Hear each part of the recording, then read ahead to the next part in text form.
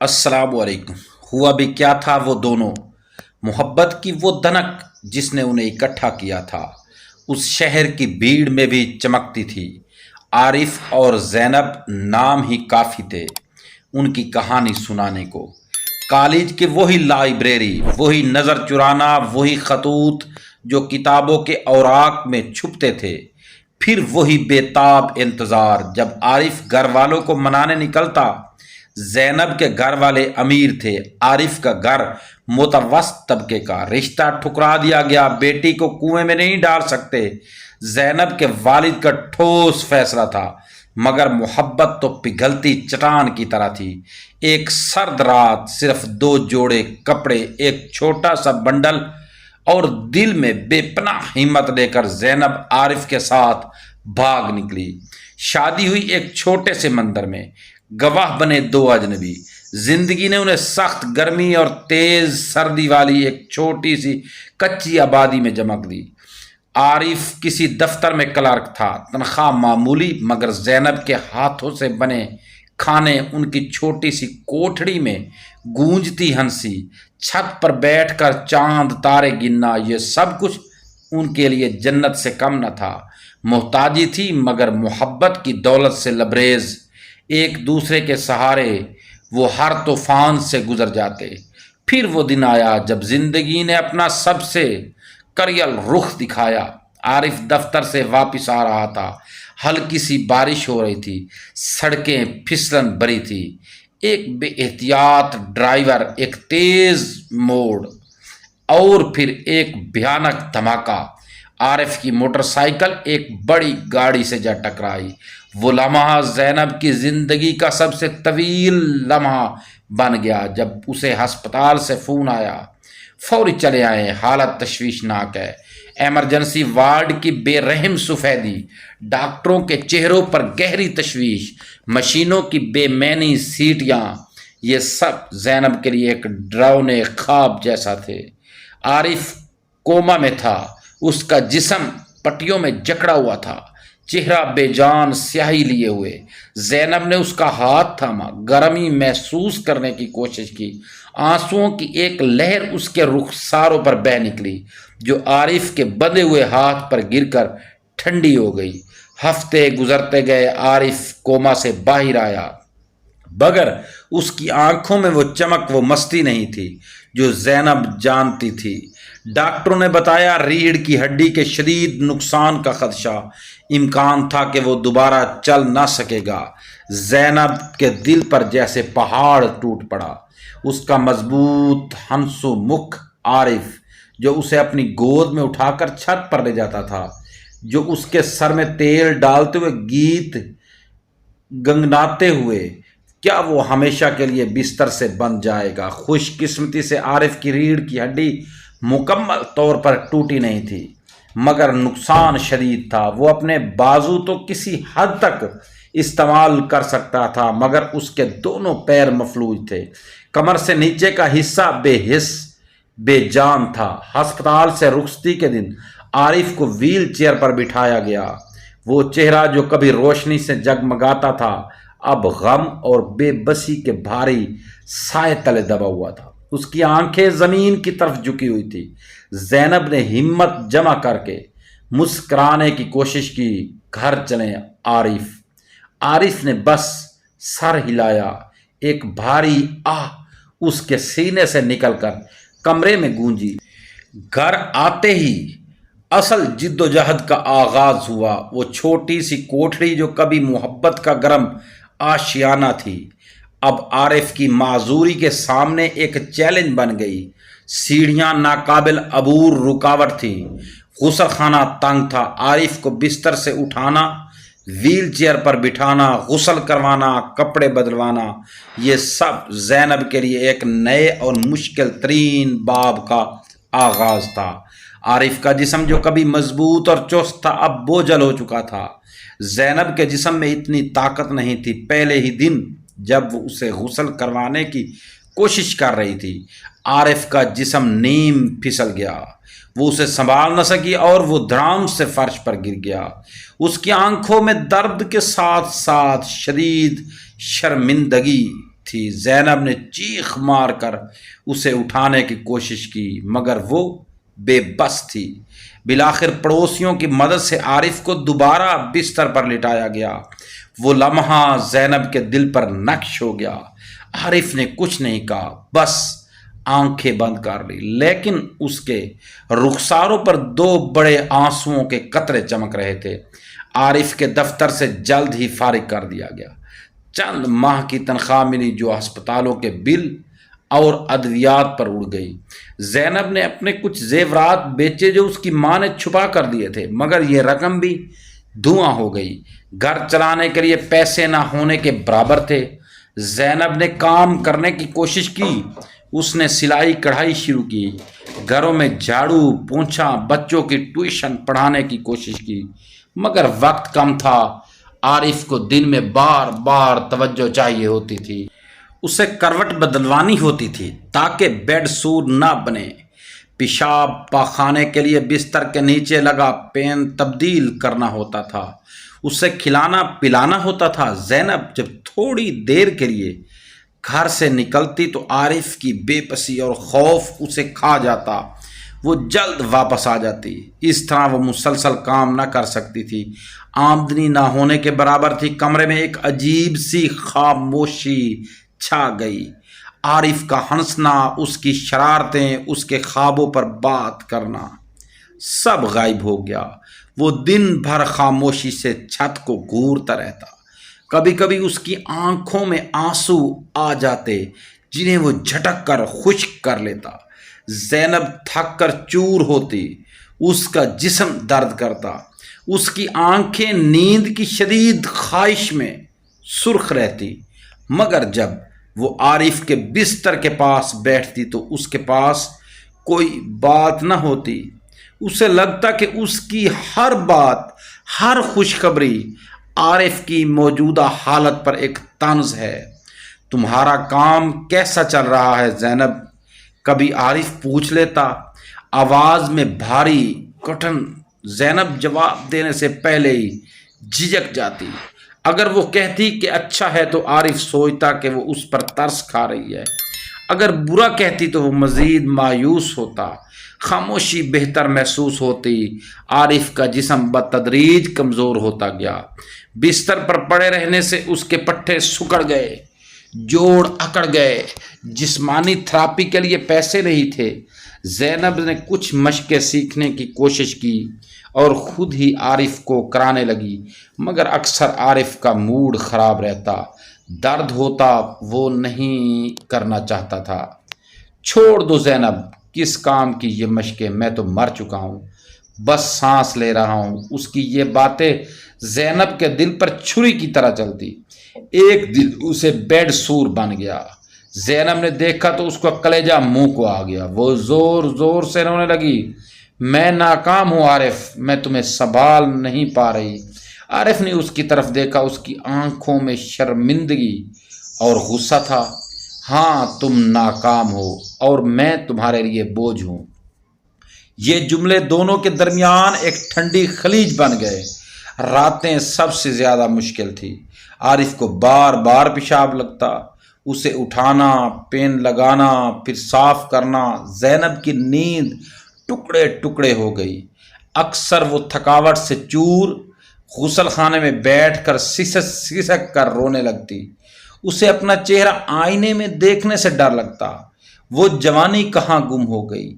آنکھوں کے گرد گہرے حلقے، چہرے کی تمک دمک، غائب بال بکھرے اور بے جان۔ وہ عارف سے دور ہوتی جا رہی تھی، جسے چھونے سے اسے عجیب سی گھن آنے لگتی تھی۔ نہ جانے کیوں وہ اس کی صفائی پر پہلے جتنی توجہ نہ دیتی، کپڑے بدلنے میں دیر کر دیتی۔ عارف کو محسوس ہوتا وہ کچھ نہ کہتا، مگر اس کی نظروں میں الزام چمکتا۔ معاشی بدحالی انتہا کو پہنچ گئی۔ کرایہ پچھلے 2 مہینے سے بند تھا۔ مالک دھمکیاں دینے لگا۔ کھانے پینے کا سامان کم تھا۔ زینب روٹی اور چائے پر گزارا کرنے لگی۔ عارف کے لیے اگر کبھی دودھ یا پھل لے آتی۔ ایک دن دال پک رہی تھی، عارف کو کھانسی اٹھی۔ زینب دوڑی اسے کروٹ بدلوانی تھی کہ کہ کھانسی رک جائے۔ اچانک اس کا پاؤں پھسلا اور وہ عارف کے بستر کے پاس گر گئی۔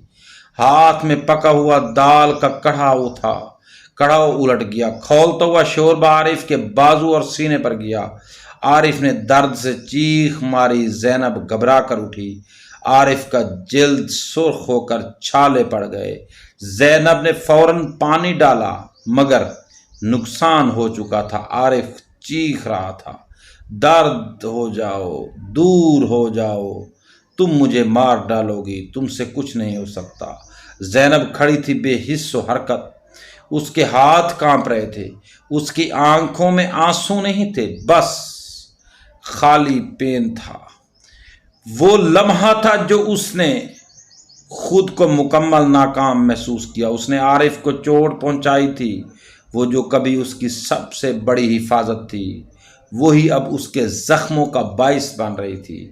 زخموں کا درد کم ہوا تو عارف نے دیکھا کہ زینب کمرے کے کونے میں زمین پر بیٹھی ہے۔ اس کا سر گھٹنوں میں دبا ہوا ہے، کندھے ہلکے ہلکے کانپ رہے ہیں۔ اسے پہلی بار ایسا لگا جیسے زینب کا درد اس کے اپنے درد سے کم نہیں تھا۔ وہ صرف جسمانی طور پر زخمی نہیں تھا، زینب کی روح بھی روزانہ زخم کھا رہی تھی اور وہ خود اس کا سبب تھا۔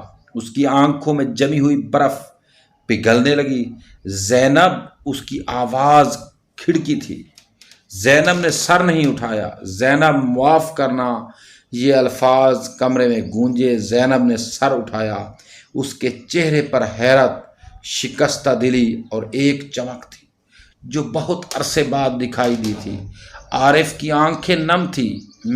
میں جانتا ہوں تم کتنی تھکی ہو، میں جانتا ہوں میں بوجھ ہوں، مگر صرف تم ہو جو میرے پاس ہے۔ زینب اٹھی، لڑکھڑاتی ہوئی اس کے بستر کے پاس آئی۔ اس نے عارف کا زخمی بازو ہلکے سے چھوا۔ میں ناکام ہوں عارف، میں تمہیں وہ نہیں دے پا رہی جو چاہتی ہوں۔ عارف نے اپنا کمزور ہاتھ اٹھایا، اس کے ہاتھ پر رکھ دیا۔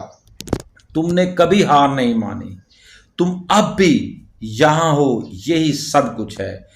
وہ رات ایک نئے آغاز کی رات تھی۔ خاموشی ٹوٹی نہیں تھی مگر اس میں کڑواہٹ کم ہو گئی تھی۔ اگلے دن زینب نے پھر سے کوشش کی۔ اس نے عارف کے زخم صاف کیے۔ بڑے پیار سے عارف نے شکایت نہیں کی۔ جب زینب نے اسے کھلانے کے لیے چمچ اٹھائی تو عارف نے ہلکے سے ہاتھ پکڑ لیا۔ میں خود کوشش کرتا ہوں۔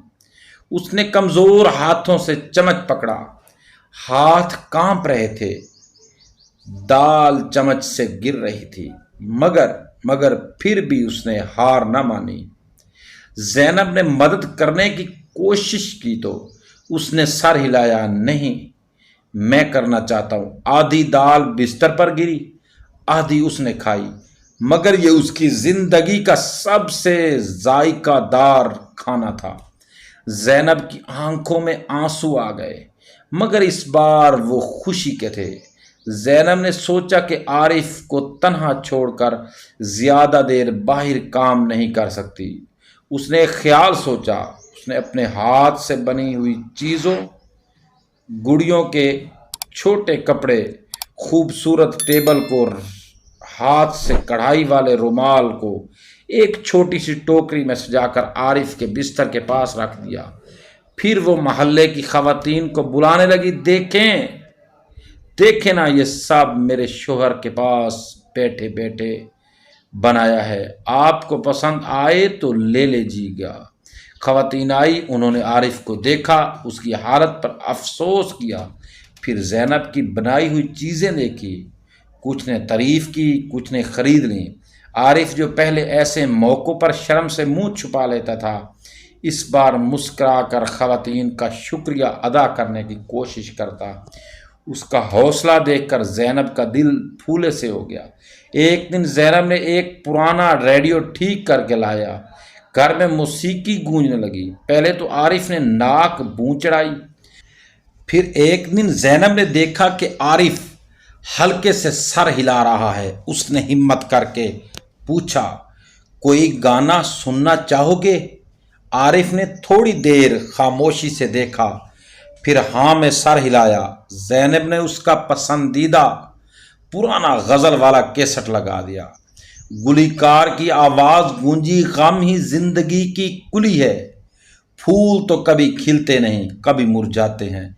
आरिफ की आंखें बंद हो गई, एक आंसू उसकी पलक से निकलकर रुखसार बह निकला, मगर इस बार वो आंसू सिर्फ गम का नहीं था, उसमें कुछ राहत, कुछ तसल्ली भी थी। मोहताजी की जिंदगी बदस्तूर जारी थी, किराया अब भी परेशानी थी, 2 वक्त की रोटी का बंदोबस्त करना अब भी एक जिद्दोजहद थी। आरिफ का जिस्म अब भी उसका कैदी था। जैनब अब भी थक कर चूर हो जाती, मगर कुछ बदल गया था। खामोशी के लम्हात अब बेजारी से भरपूर नहीं रहे थे। आरिफ कभी कभी जैनब से पूछ लेता, आज क्या बनाया है, या बाहर का मौसम कैसा है। जैनब कभी कभी अपनी सिलाई के सामने आने वाली खवातीन की कोई मज़ाहिया बात उसे सुनाती, वो मुस्करा देता। एक दूसरे की आंखों में देखना अब इतना मुश्किल नहीं था। आरिफ ने अपनी व्हील चेयर को खुद हरकत देने की मशक शुरू कर दी थी। कमरे में घुमाना मुश्किल था, मगर वो बिस्तर से व्हील चेयर पर खुद आ जाने लगा था। एक छोटी सी कामयाबी, मगर जैनब के लिए एक बड़ी फतह। एक सपहर सूरज की तमाजुत कुछ कम हुई तो जैनब ने आरिफ को कहा, चलो थोड़ी हवा खा आएं। आरिफ ने हैरत से देखा, हादसे के बाद से वो घर से बाहर नहीं निकला था। शर्म और बेबसी उसे अंदर ही खींचे रखती थी, मगर उस दिन उसने हाँ कह दी। जैनब ने उसे बड़ी मेहनत से सीढ़ियाँ उतारा। मोहल्ले के बच्चे खेल रहे थे, कुछ ने आरिफ को देखा, रुक गए। आरिफ का सर झुक गया। जैनब ने उसका कंधा थपथपाया, सर उठाकर चलो आरिफ, तुमने कौन सा कोई जुर्म किया है। आरिफ ने आहिस्ता से सर उठाया।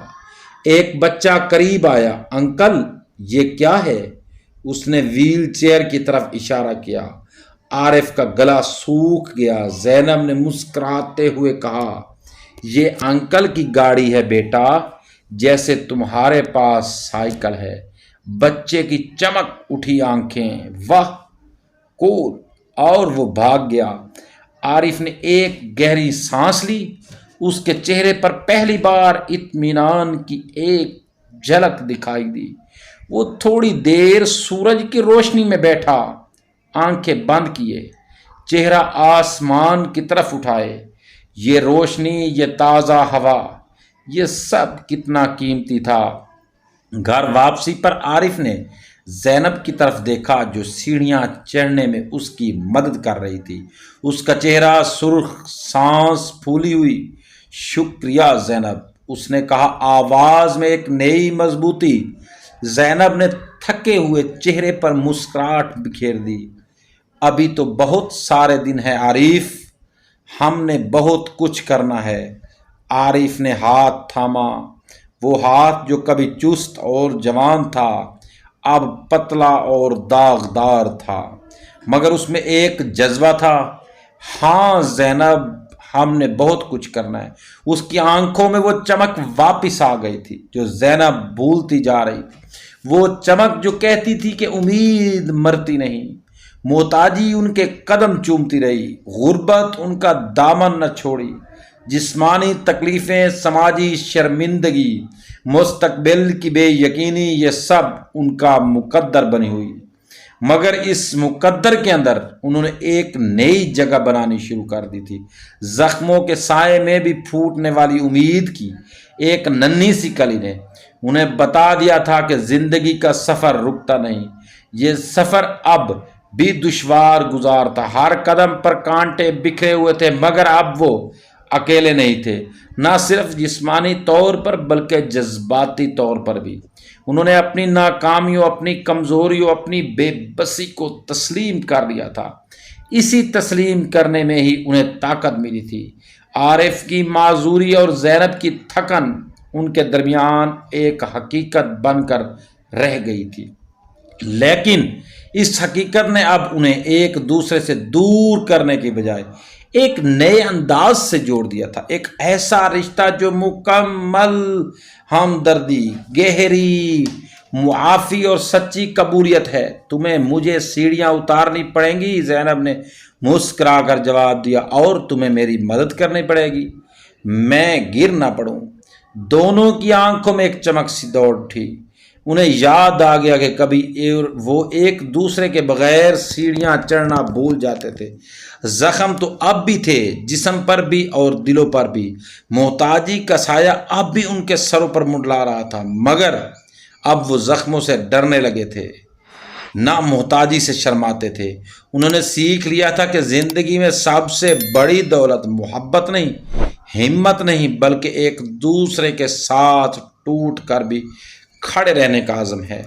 वो जानते थे कि कल फिर कोई मुश्किल आ सकती है, शायद उससे भी बड़ी, मगर अब वो जानते थे कि जब हाथों में हाथ हो तो रास्ता चलना नामुमकिन नहीं होता, चाहे वो रास्ता कितना ही कांटों भरा हो, कितना ही डलवान क्यों ना हो। वो एक दूसरे के सहारे बन गए थे, ना सिर्फ जिस्म का बोझ उठाने के लिए बल्कि रूह के बोझ को बांटने के लिए भी। मोहताजी की ज़िंदगी में भी उन्होंने इज्जत और मोहब्बत से जीने का रास्ता ढूंढ लिया था। उनके ज़ख्म अब सिर्फ दर्द का निशान नहीं थे, बल्कि उनकी लड़ाई, उनके सब्र और उनकी मुश्तरका ताकत के गवाह थे। क्योंकि ज़िंदगी चाहे ज़ख्मों के साए में ही क्यों ना गुजरे, जब दो दिल एक दूसरे की धड़कन बन जाए तो मोहताजी भी मुकद्दर नहीं रहती, महज एक मंजिल होती है जिसे मिलकर पार करना होता है, और इस सफ़र में ज़ख्म ही सहारा बन जाते हैं। दोस्तों, अगर आपको ये स्टोरी अच्छी लगी तो वीडियो को लाइक ज़रूर कर दें, चैनल को सब्सक्राइब ज़रूर कर दें, बेल आइकन निशान को हल्का सा प्रेस कर दें। शुक्रिया।